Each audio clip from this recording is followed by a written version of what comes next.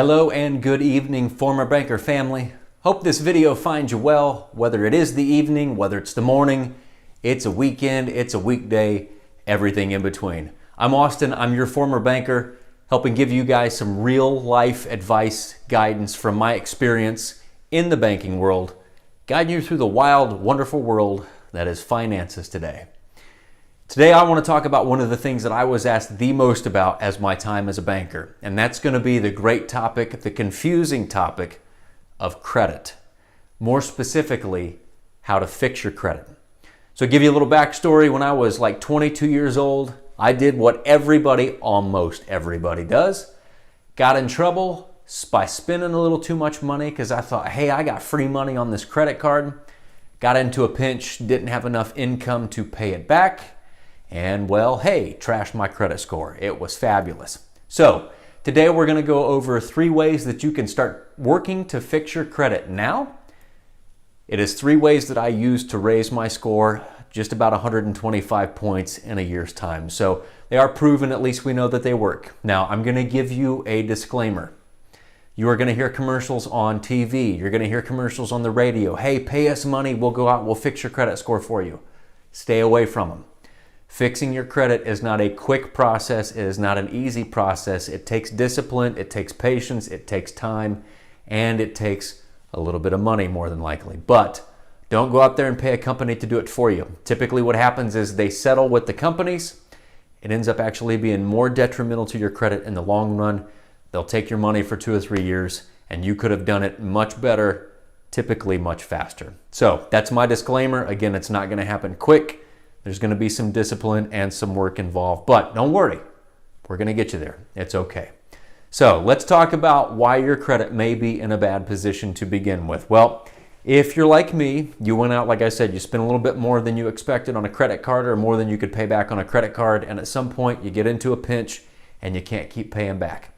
What happens is the company that you owe money to, in my instance, it was Macy's, they will actually call and call and call trying to collect that debt. If they can't get a hold of you, then they say, hey, we've got a bunch of debt sitting on our record books.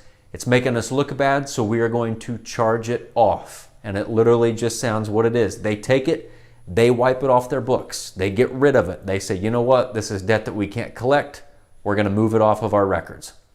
What they do is they then take that debt out to the open market and they take it to a bunch of collection agencies. And the collection agencies, they start to bid on it, and then they actually purchase that bad debt, just like you would purchase a pillow or gas or whatever it is.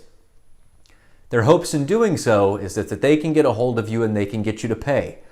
What they then do is they give a little bit back to the company that's owed money, and they keep a little bit for themselves. So now that we've got an understanding of why it happened and what a charge-off is, let's talk about how to get it coming back to you so that it actually can be spun into some good and we can begin fixing it.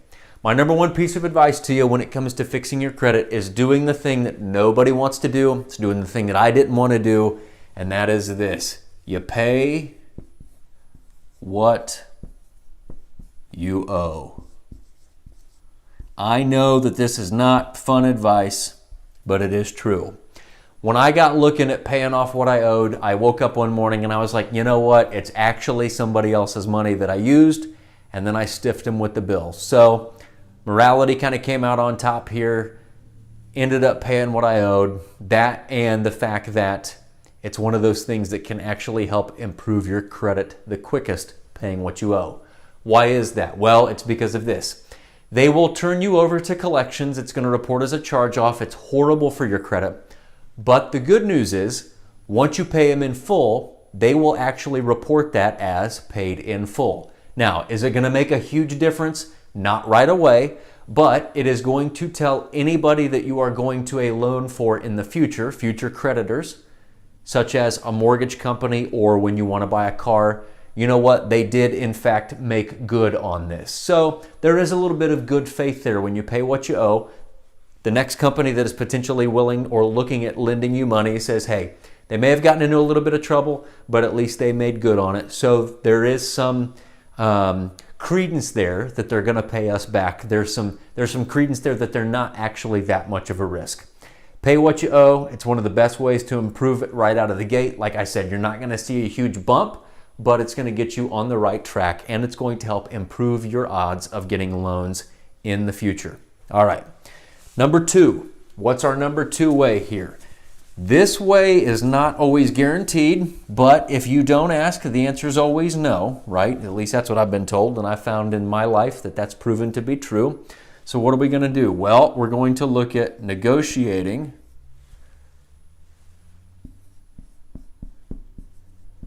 Had to make sure I spelled that right. I was not good at spelling. I'm decent with money, so we're good there. Negotiating payments. You'll find this often in creditors that are just wanting their money back. It's actually a good thing. Again, they just want their money back. You just want it off of your credit report. Sometimes they will be willing to negotiate. If that's the case, that's great for you. Again, this is not always foolproof. It's not always going to work, but if you don't ask, you're never going to know. So in this method, you go to the company or the collection agency that's trying to get this money from you, and you say, hey, look, I can't afford to pay you back in full right now, but I can do monthly installments. So essentially, they give you like a little loan. It is what it is. This is great if you're on a budget, if you're trying to get things back on track, but you don't have a whole lot of extra income to pay things down. You can negotiate payments with them. Again, all they want's their money. All you want is your credit fixed. If you're actually really, really good at this, or if you find a company that's willing to work with you, you can negotiate and tell them, hey, if I pay this off in full, take this off of my credit report. Not always guaranteed to work, but it can, that you negotiate that with them. So 2 different things you can negotiate there. Your payments, if you can't afford to pay it all up front. And if you can't afford to pay it all up front, great. That gives you a little bit of leverage to negotiate with them to hopefully get that off of your credit report and get you moving forward faster. What is way number 3? Way number 3 is going to sound a little bit counterintuitive, and this is going to come into play once you have really made some good headway on fixing your credit. Way number 3 is to get a secured credit card. Now, you may be saying to me, hey, Austin, wait a second. I'm trying to fix my credit. I'm trying to get out of credit card debt. Why are you telling me to get a secured credit card? Well, that may sound kind of like a dumb suggestion, but when you use a secured credit card in a responsible manner, it can actually really help speed up your rebuild over time. Now, we're going to go into secured credit cards further in depth later on in some other videos, but just know this, you guys are actually going to take cash of your own money and you are going to give it to a bank. They are then going to purchase a credit line for you, and you will be able to use it just like any other credit card.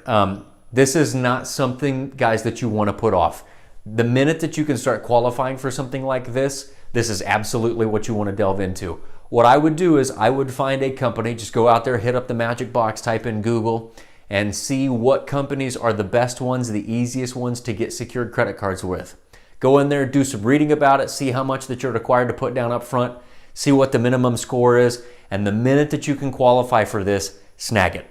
The reason being is because, again, if you've done the first 2 methods, you've paid what you owed and you've negotiated payments, or at least tried to, this is going to start showing those creditors, hey, you know what? Some bank is willing to take a risk, some financial company is willing to take a risk and give them another card, even if it is secured, and you can really start to establish and showing that payment history. So I hope this video helps. Actionable item, get in there, get figured out what you owe, get figured out what's holding you back. We will go in depth in that as well in some other videos on how to find out what's holding back your credit reports. But if you know, great, start paying what you owe. See if you can negotiate.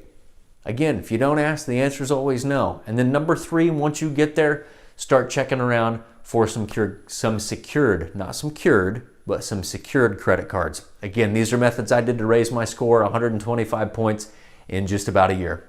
If you find value out of this video, I would so appreciate it if you like, subscribe, share. That lets me know that we're doing something right, that we're circulating some good content, and that you're actually getting something out of it. As always, if you've got something you'd like to talk about, leave us a comment below. We always use your suggestions to make as much content as we can, get that back out there to you so that you can get the financial advice that you need and so that you can get in the financial position that you deserve.